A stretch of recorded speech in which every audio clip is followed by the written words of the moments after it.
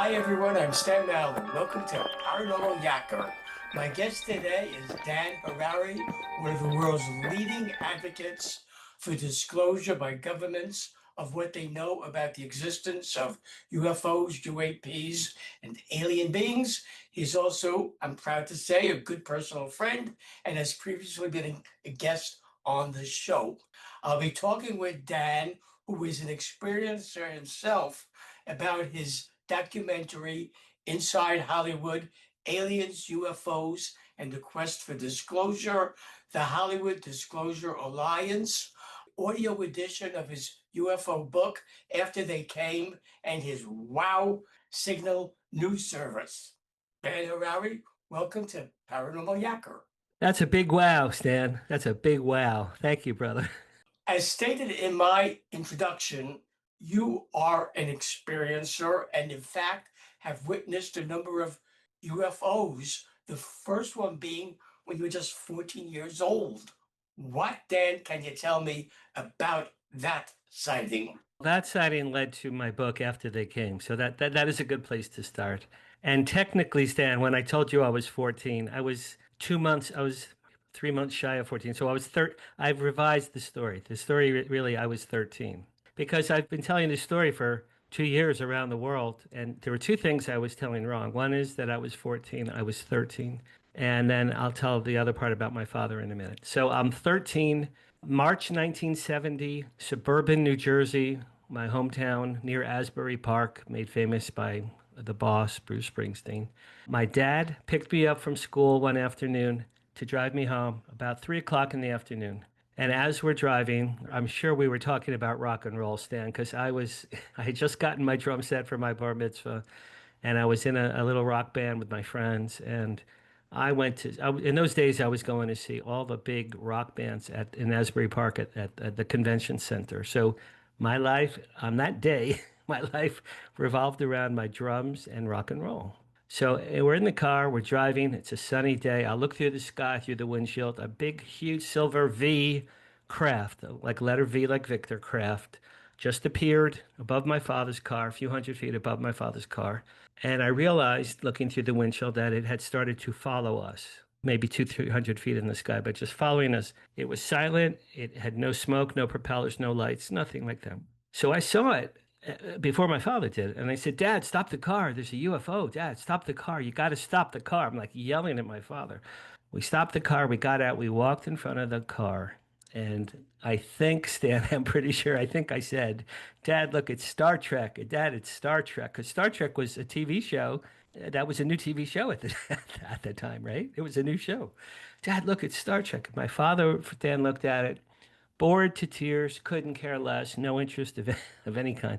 You and I saw this together. We'd be dancing a horror. We'd be breaking piñatas. We'd be high-fiving. We'd be crying like, oh my God, no, aliens are real. Oh my God. And my father couldn't care less, no expression on my father's face, which is the crux of the whole entire story. So after a few minutes of looking at this, and I remember thinking, why isn't my father jumping up and down? Like a pyramid of Egypt is hovering above my father's car. Nope, you're not, there's nothing, no enthusiasm, not fright. If he had said, oh my God, let's go, and ran, okay, I would have understood. Stan, there was just nothing whatsoever. A couple of minutes, he looks down at me and he says, come on, kid, let's go home. We get in the car, we drive home, and I just remembered this more recently that as we were driving home, the V stayed above our car for maybe another block or two and then silently pulled away. And I remember watching it just go off over the rest of the neighborhood, completely silent. So it had a thing for my father, or my father's car, or me, or all of the above. I get home, 1970, rotary phone in the kitchen. I call the rotary phone, I call the Asbury Park Press, my hometown newspaper. And I remember this as clear as day. I said, hello, my name is Danny. I'm 13. I just saw a UFO with my father. It was a big giant UFO. I saw it with my father. The lady said, Sonny, I can't talk to you right now. We're getting hundreds of phone calls. I gotta go. I'm very sorry. I gotta go. And she hung up on me. And I remember that clearly, very clearly. She hung up. I checked that newspaper every day for the rest of that week, Stan. Nothing ever ran. No article ever ran. Now, my father and I never, ever discussed that sighting, ever. That's number one. Number two, I don't think we told my mother or my two younger brothers. I don't think I ever told a friend or anyone. It happened from A to Z was what, 20 minutes, a half hour, A to Z. And then that was it. I completely forgot about that event for 47 years. It just wasn't top of mind for 47 years. Like I said, I was into drums, I was into rock bands. I became a stage manager at a famous rock concert hall where I worked with Bruce Springsteen when I was 16 years old. So I'm not thinking about aliens and UFOs. I was obsessed with rock and roll music. 47 years later, what happens? My father passed away. My father died in April 2017 in Florida with his second wife. He had a bad death. I saw him a few months before he passed. He didn't know who I was. He didn't know who he was. He had incredible Alzheimer's, just remarkable Alzheimer's. So, but I did get to say goodbye to my father. So 3 days after my father died in Florida, I'm feeling very sad here in LA. I went to a local deli to get a pastrami sandwich in my father's honor at Junior's Deli. It's not there anymore, near UCLA, because my father loved pastrami. So I figured I'd get a sandwich and raise it up to the sky and go, Dad, this sandwich is for you. This is for you, Dad. So I went to the deli, I ordered my sandwich, and the rest of the story, Stan, every time I tell it, it's hard for me to really believe that this really did happen to me, but it really did happen to me. I'm sitting there thinking about my dad, and he had only been dead for 3 days at this point. A beam of light or a beam of energy, something from the ceiling or the sky, hit me in the head hard, bang, really hard, like a knuckle on a fist, bang, really hard in the right part of my head right here. And then through my eyes was projected out maybe 8 inches in front of my face, a color 3D hologram home movie of the 1970 UFO sighting I had with my father. 3D color hologram with audio, no less.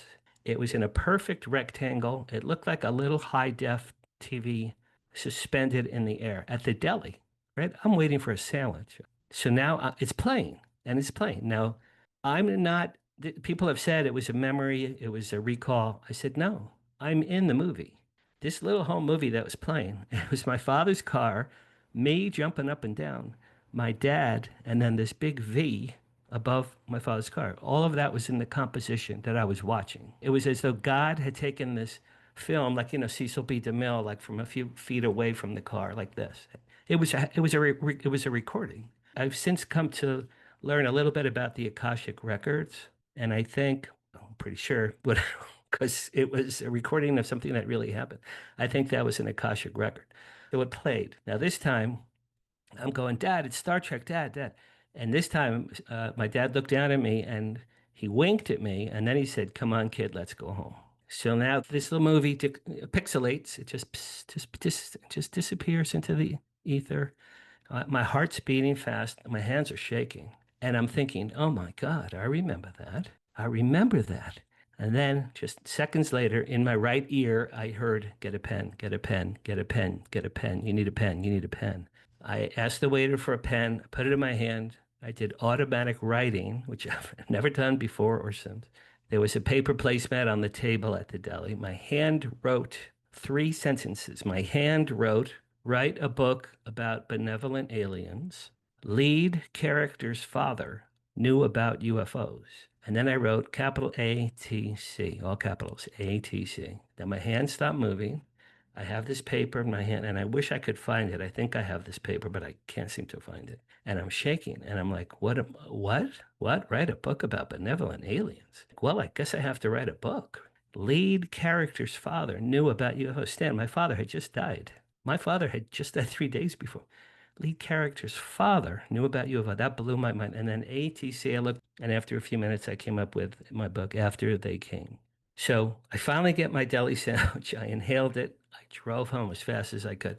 And every single day for 1 year, I wrote my book After They Came. That's how the book was given unto me, and that's how it was born. Now, the bigger question is, who was my father? That's the key to the whole story. My father was a civilian electronics engineer and a physicist for Fort Monmouth, New Jersey Army Base. And he worked there from 1951 to 1996 in the radar branch. Now, we knew, our family knew that my father helped invent different kinds of radar systems and missile systems. But after he died, Stan, I found in one of my scrapbooks a newsletter that my father had given me in 1985. It was a profile of my father in 1985 from his workplace.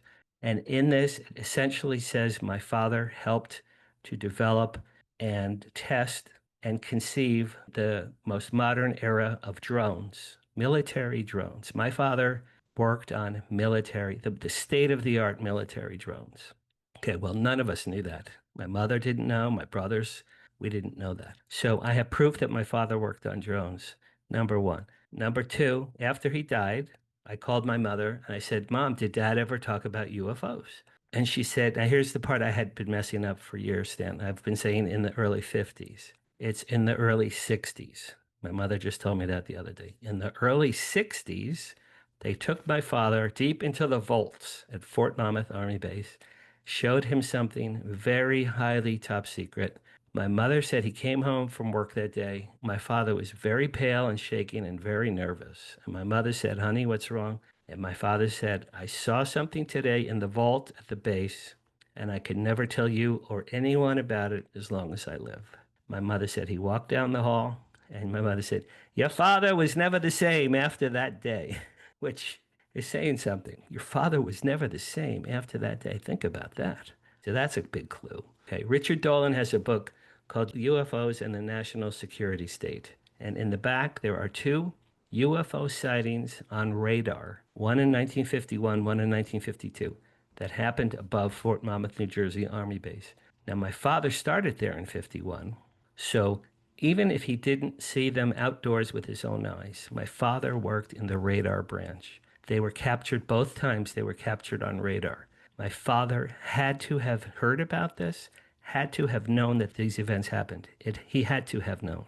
There's no question about it. 2 years ago, Stephen Greer gave a 3-hour press conference in Washington.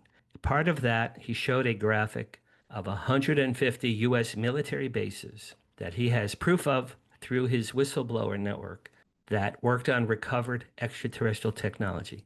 150 U.S.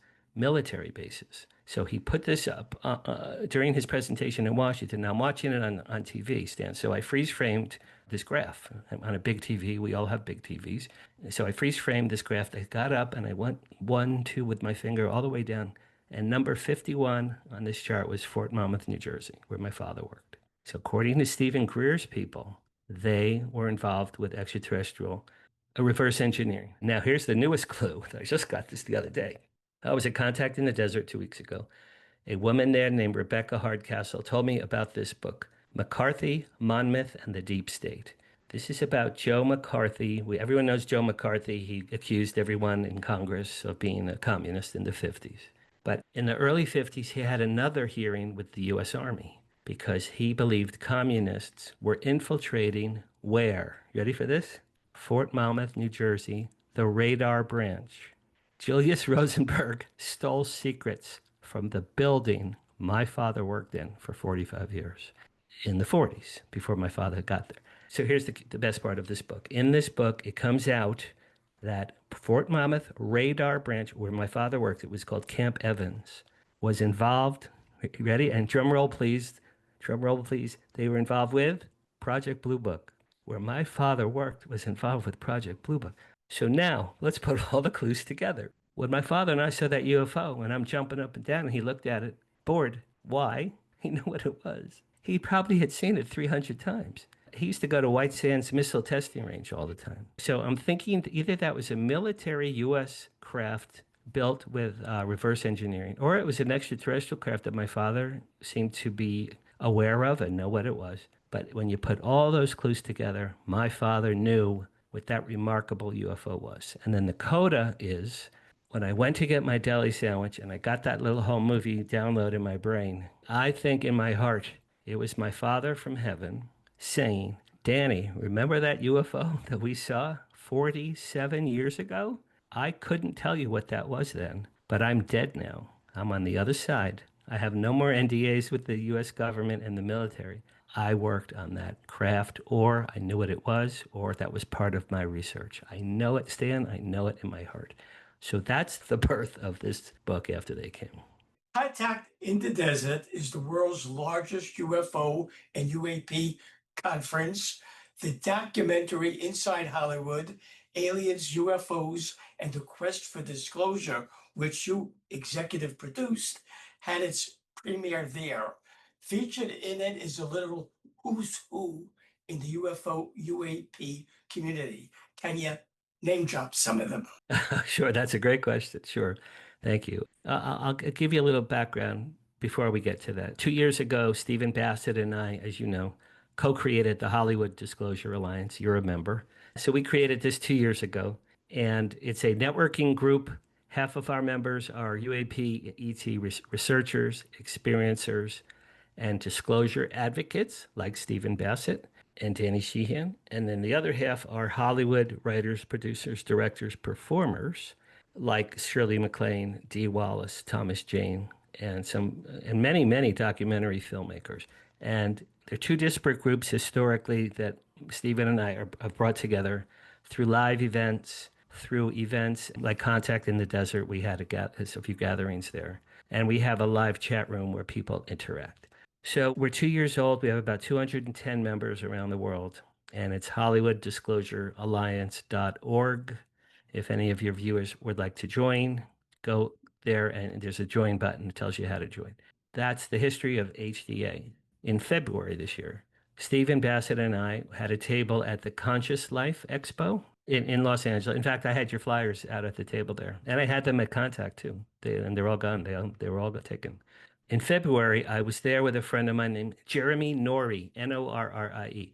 No relation to George Norrie. Jeremy is an HDA member, and he's a gifted documentary filmmaker. So before we got to Conscious Life, I said, Jeremy, grab a camera, and you and I are going to walk around the halls because so many heavyweight people are here, and we're going to do like guerrilla filmmaking and ask them essentially two questions. How has Hollywood handled the UFO, UAP, ET issue historically? How Hollywood can help move the disclosure movement forward through the media? Those were the two main questions. So Jeremy and I it was kamikaze. We were cutting through lines. The movie came out 2 weeks ago. It's online for free. I'll give you the website in a second. But interviewed in our film are Danny Sheehan, the famous civil rights attorney out of Washington, D.C. His group is called the New Paradigm Institute. He's leading a brigade called Citizens for Disclosure, and he's asking for tens of thousands of people to sign petitions to help him get Congress to disclose and force President Trump, hopefully, to disclose what is known about this issue. So we got Danny Sheehan. We got Linda Moulton Howe, who I had met briefly once before, but this time I got to bond with her, and she's a lovely person. And her idea was that the Pentagon and the Department of Defense have long had their hands sort of wrapped around producers and studios in Hollywood to review anything with ETs or UFOs. They have to review it and bless it, or else the producers and the directors are going to have a hell of a time. So she goes, the DOD has been controlling Hollywood since the 40s, and that has to end. Okay, that was interesting. Britt Elders, a lady named Britt Elders. Britt Elders has studied the Billy Meier UFO case in Switzerland all through the 70s with her late husband. They proved that Billy Meier was in fact a true contactee, that Billy Meier's remarkable UFO photographs are real, that his audio recordings of UFO craft are real, that the metallic pieces of metal that he's had recovered from craft that were tested are of unknown origins. Britt Elders works with Shirley MacLaine. Britt is a lovely, lovely lady. Jimmy Church, the famous podcaster, he spoke to us. Stephen Bassett, of course. Thomas Jane, the movie star, who's a good friend of mine, has had personal experiences. He spoke. Ron James, the head of MUFON Media and an award-winning documentary filmmaker, he's in it. A guy named Captain Ron Janix, who owns Contact in the Desert, he's in it. I think we have maybe 20 people that we've interviewed, and I'm leaving out people. It's not Schindler's List. It's not a masterpiece. It was very guerrilla filmmaking made. The quality of the audio sometimes is really quite bad. But it gives a sense of what the Hollywood Disclosure Alliance is about, what our goals and our mission statement are, and what these well-known personalities in the disclosure movement are essentially offering to Hollywood. So it's online, Stan, it's for free. If people go to YouTube and you put in YouTube, J period Horton, Horton, J period Horton Films. He's the owner of the film. And it's on his homepage. It's called, like you said, Inside Hollywood. And I'm very proud of it. My mother got to see my name on the screen before she died, so she was impressed. From conversations you've had with members of the Hollywood Disclosure Alliance about movies with UFO themes that have already been produced, is there a consensus as to which ones are considered to be the most truthful in depicting the UFO UAP phenomena? Big picture consensus. Everyone I know loves Close Encounters. 1977, Steven Spielberg. Why? It was based on a number of real life UAP sightings and experiences. And Dr. J. Allen Hynek, who's in the film at the end, was the science advisor to Steven Spielberg. He was just coming off the end of Project Blue Book, and he and Steven became friends. I know this because I'm friends with Paul Hynek, J. Allen Hynek's son. So in the mainstream Hollywood, big picture, Close Encounters, people love. Arrival, people seem to like that one. There's a Jodie Foster movie called Contact. There's only a handful, Stan, of films within my community have been sort of acknowledged as the ones that where aliens don't come to kill us or eat us. Think about all the movies, Independence Day, War of the Worlds. That there's a wonderful Twilight song called "To Serve Man," when aliens come to eat humans. To serve man, it's a cookbook. To serve man. So only a handful of kind, gentle. Starman was one. My book, after they came, I read about two benevolent aliens who come to Earth to save mankind and solve all of our problems. And the reason my book has done fairly well is people say to me, Dan, finally someone wrote a book where aliens didn't come to kill us or eat us. So that's on the big movie side. On the smaller side, documentary filmmakers. Ron James is on our board of directors. Ron James put out a movie in 2023 called Accidental Truth. And that's the year he bonded with Tim Burchett from the U.S. Congress. And Tim Burchett is very active in U.S. Congress trying to make disclosure happen. He and Ron James have become colleagues. That movie came out in 2023. 2024, James Fox put out a movie called The Program. In fact, I just met him last week at Contact in the Desert. And his was sort of the next step above Ron James. And then the newest one, Dan Harary put out a movie a few months ago called The Age of Disclosure. And that's getting a lot of buzz. And then this fall, Ron James is going to do the next movie called Accidental Truth next. So these four guys, now only Ron is a member of HDA, although I've invited the other two in. These two guys are leapfrogging every year, or every 8 months to a year. They're making a documentary on where disclosure stands now. Then the next guy has it where it stands that year. And then the next guy has where it stands that year. So Ron James is a very good friend of mine. I speak to him all the time. He said, Dan, this could be a 3 or 4 hour movie. So much is happening between Congress and whistleblowers and experiencers coming forward. I go, Ron, maybe it's 2 parts. Maybe it's 90 minutes and another 90. So to answer your question, we in the HDA are trying to make ourselves available to media, especially podcasters, Sam, like yourself, authors for books. I've been getting some emails from authors. Hey, can I interview Bob Salas? Well, Bob Salas is a legend. The guy spoke about how a UFO turned off 10 nuclear missiles in 1967. So I'd say documentaries and books and podcasters. Those are the media outlets that we at the HDA have the most going with. Would I like Steven Spielberg to be a member? Yes. I've invited him in 3 times. Every time his publicists say, Dan, Steven wishes you good luck, but he's too busy. He's too busy, Stan. He's too busy to be an honorary member. How hard is it to be an honorary member of anything? All you have to do is say, okay, I'm an honorary member. That's where we stand on the media side. That's great. And it was perfect what you just said about Steven Spielberg, was the perfect lead-in for me about my next question to you. The UFO-themed Steven Spielberg film Disclosure, due to hit movie screens June 2026, is receiving a lot of buzz. There are even rumors circulating that government insiders and even alien beings themselves have contributed to the movie. What, Dan, is the buzz you've been hearing about Disclosure? I didn't hear about insiders or extraterrestrials working with Stephen, but I will say this. Stephen is the guru in this field. Between Close Encounters, E.T., he had a miniseries called Taken. He had episodes of Amazing Stories, TV series. Many of them were involved with UFOs and ETs. He had a documentary on last year. I forget what it was called. Encounters. I think it was called Encounters. Stephen has an inside track to probably reality of this phenomenon. There's a famous Steven Spielberg story. In 1982, he showed E.T. to President Ronald Reagan at the White House. You can find Stephen talking about this on YouTube. Stephen showed E.T. to President Reagan, Mrs. Reagan, and probably his cabinet in a small setting at the White House. At the end of the film, Stephen says, President Reagan stood in front of the screen and said to everyone, he said, there are probably 6 people in this room right now, sitting here right now, who know what we just saw up there on the screen is for real. And Spielberg said he looked at the president. The president was not smiling. He was not joking, and he didn't wink at him. He stated it as a fact. So Stephen is on the inside track. Whatever he's going to do with that disclosure movement, Stan. I was with Steve Bassett. We were having lunch the day that was announced. Stephen Bassett goes, "Oh my God, Spielberg's movie is called Disclosure." He goes, "My dreams are coming true, Dan. My dream." He's like jumping up and down.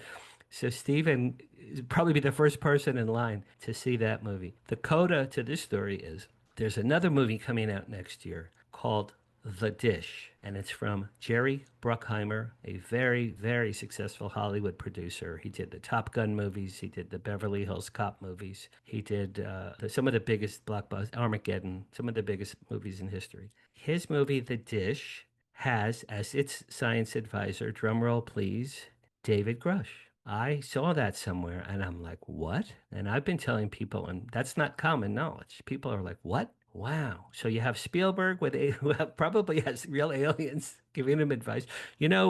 Stephen, that Martian there, he's a little too green. You got to make a little more on the bluish gray hue, a little different. And then you have David Grush, who's working with Jerry Bruckheimer on the other film. So next year, these are 2 huge films that could certainly help propel the disclosure movement forward, I think. One of your most recent projects, Dan, which has now been successfully launched, was the creation of the WOW Signal News Service. What can you tell me about it?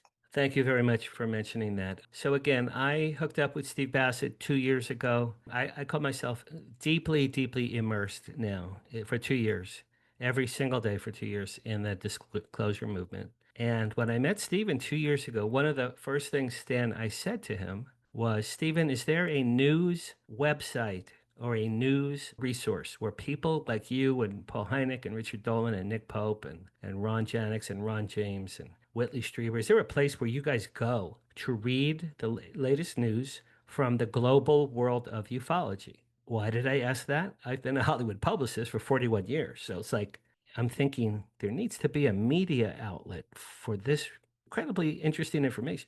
Stephen goes, Dan, there's no such thing. It just doesn't exist. So for 2 years, Stan, I had in my head, I have to do something. I have to create a online news source where anyone with an interesting story, in fact, Stan, I'll say this to you, if you ever have news for me, or if you ever would like to write an opinion column about something that's of interest to you, just send it to me. It will go there. So the website is thewowsignal.news, thewowsignal.news. It's the first .news website I ever even heard of. First of all, I mean, what's more exciting than the wow signal? And after wow, there's an exclamation point. So just those 3 words, if you just look at the wow signal on a piece of paper or on a screen, you go, that's just so cool. Hey, look at me, or hey, I'm here. It has a lot of drama. In August, and I'll get back to Spielberg on this story. August 1977, an astronomer named Jerry Ehman, E-H-M-A-N, at Ohio State University, was looking through the skies with his huge telescope, and he got through his computer an anomalous 72-second long signal from outer space. And it was so, when he printed it out on a piece of paper from the computer, it was so anomalous. It was 6 letters and digit numbers. And he circled it with a red pen and he wrote, wow, exclamation point in red pen.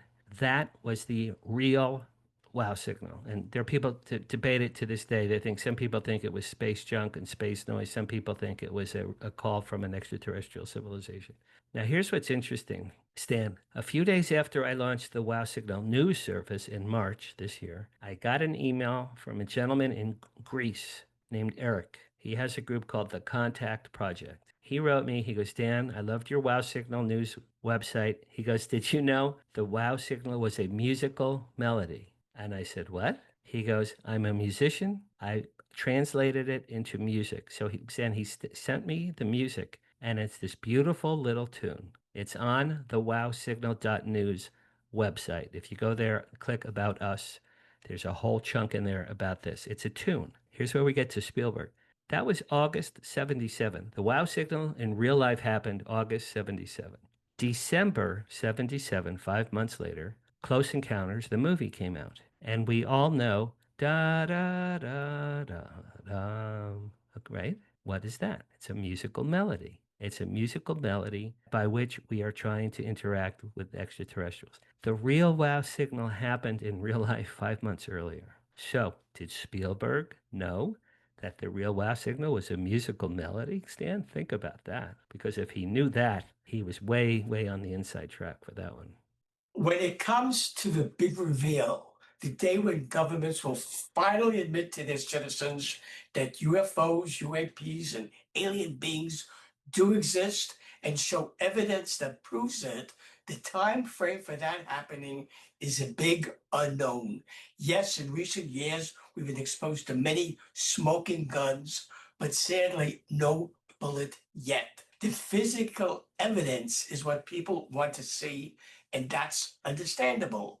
From your sources, Dan, which are immense, how far away are we from either governments themselves or whistleblowers in those governments from not just talking about what they saw, but showing it to us?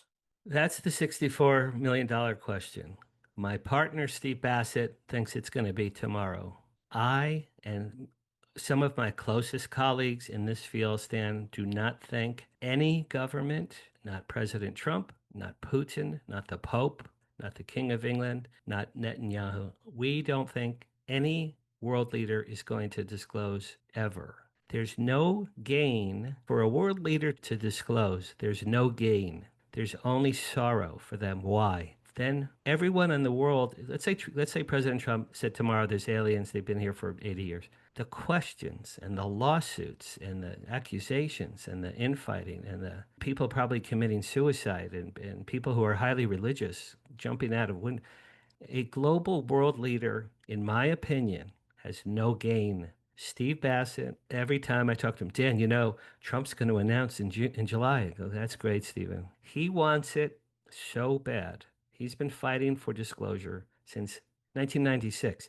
Stephen Bassett's been the first lobbyist in Washington in 1996. Next year is 30 years. The first lobbyist for disclosure. He wants it so bad. Danny Sheehan, who is working with Congress, Schumer and Burchett and Luna and other people, Rounds, in Congress, believes it will be within the next 2 years. Danny thinks it'll be in the next 2 years. Stephen thinks it'll be tomorrow. I and several people close to me don't think it's going to happen. But what is happening since 2017, the New York Times did a front page article, 2017, that the Pentagon is still studying UAPs. That was huge. The Navy released those 3 now famous videos. That was huge. David Grush testified for 3 hours before a live congressional hearing under oath, said extraterrestrials are real. We have their tech, we have their bodies, we know all about them. That was huge. Lou Elizondo had a best-selling book last fall called Imminent. That was huge. Jake Barber went on Ross Coulthard's show a few months ago. He said that his company retrieves unknown vehicles for the CIA, and he was incredibly trustworthy kind of a guy. He had credentials up the yazoo. That was a big one. I met Ross Coulthard at Contact. Ross Coulthard, as you know, is on News Nation. He's an Australian TV journalist. He is breaking. I called Ross. I should have told him to his face because I spent some time with him. Ross Coulthard, he's like the Walter Cronkite of ufology. He's the one guy with an international TV platform that can interview whistleblowers and not get assassinated by the men in black. They don't come after him. So to answer your question, my mother's 91 in October. Goes, Danny, I live to see Disclosure. I go, Mom, I hope I live to see Disclosure. According to Stephen, it's going to be last week. Danny, 2 years. This Danny right here, I think, here's what I've been saying lately, Stan. We the people are Disclosure. So much has come out since 2017. So much has come out. Whistleblowers. There are whistleblowers lined up. That's what Danny's working on with Congress. Once Congress passes the Whistleblower Act, whatever, the Schumer-Rounds bill, it's what it's called, that will protect whistleblowers so they don't go to jail and they don't lose their pensions. My dad, when he hit like 40 or 50, my dad, 15 more years, Danny, I get my pension, my pension, my pension. My dad knew all about aliens and UFOs, I'm sure. And he was not going to jeopardize his pension by telling me or my mother that aliens were real. There's no chance of that, zero chance of that. But there are younger people coming up, like a David Grush and a Lou Elizondo, who are saying, look, this stuff is real. I want the world to know. So I think we, the people, are Disclosure. In my book, Aliens Land in Dodger Stadium, that would be cool if they landed at Times Square or the White House lawn. I don't see Trump or Netanyahu or Putin or the Pope. I just don't see it anytime soon. This next question, Dan, is a follow-up to the previous one. Should we not be shown the evidence governments have about UFOs, UAPs, and alien beings? What are the chances of the aliens themselves coming forward in full force, not just to a few people, which just seems to have been happening, but for all mankind to see that they are indeed real and hopefully mean us no harm? Great question. Several people, including Dr. Avi Loeb from Harvard, have said that in their opinion, Richard Dolan too, right? Richard Dolan, Nick Pope, Avi Loeb, others, Whitley Strieber, I think too, in their opinion, the extraterrestrials themselves are in charge of Disclosure. They could reveal tonight, they could reveal right now, they could reveal in 500 years from tomorrow. They themselves could well be. I've heard that perhaps, Dan, one of the reasons our leaders don't disclose, perhaps, think about this. If whoever the alien leaders are working with our military leaders under these huge underground cities in the American Southwest, in New Mexico and Arizona and Colorado, there are huge 18-story underground military bases.